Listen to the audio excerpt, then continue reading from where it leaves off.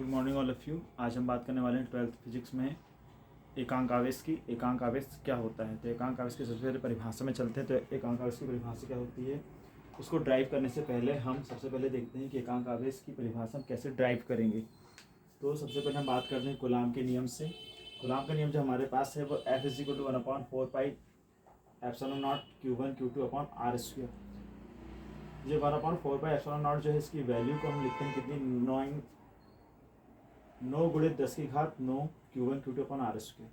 तो ये जो वैल्यूज़ है इसके साथ हमारा ये फार्मूला हो जाता है। अब इस फार्मूले में हम क्या करेंगे, इस सूत्र में यदि F = 9 × 10⁻9 Newton, Q1 = Q2 = Q तथा R = 1 मीटर हो, तो हम इस फार्मूले में जो F फोर्स है उसकी वैल्यू को 9 × 10⁻9 न्यूटन का यूज़ करेंगे और Q1 Q2 की वैल्यू हम Q के बराबर लेते हैं और R = 1 मीटर लेते हैं। जब इन वैल्यूज़ को हम यहाँ पुट करते हैं तो 9 × 10⁻9 बराबर 9 × 10⁻9 Q1 Q × Q upon 1 square आ जाएगा।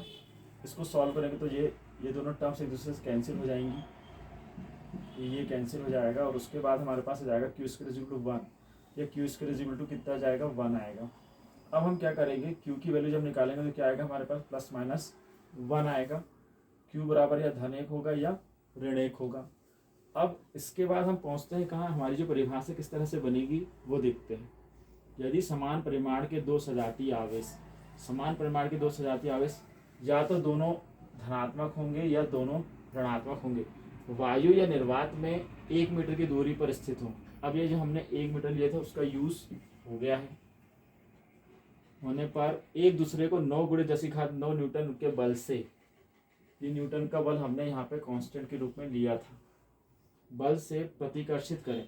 अब ये सजाती रहेंगे तो एक दूसरे के बीच में जो लगने वाला बल होगा वो कैसा होगा, प्रतिकर्षण का बल होगा। करें तो प्रत्येक आवेश एकांक आवेश कहलाता है। तो जो वैल्यू निकल के आई थी ये कैसी थी, 1 थी, तो ये क्या कहलाएंगे, एकांक आवेश कहलाएंगे। आवेश के इस मात्रा को कूलाम कहते हैं और इसका संकेत C है। तो ये जो आवेश का मात्रा, ये जो 1 आया है ये कूलाम है, इसका संकेत क्या कहलाता है, C कहलाता है। और जो कूलाम है ये एक बड़ा मात्रक है, जो कूलाम है ये एक बड़ा मात्रक है।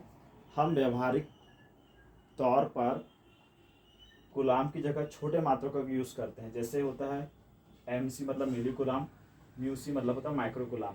तो 1 माइक्रो कूलाम बराबर होता है 10⁻³ कूलाम, ये इंपॉर्टेंट है।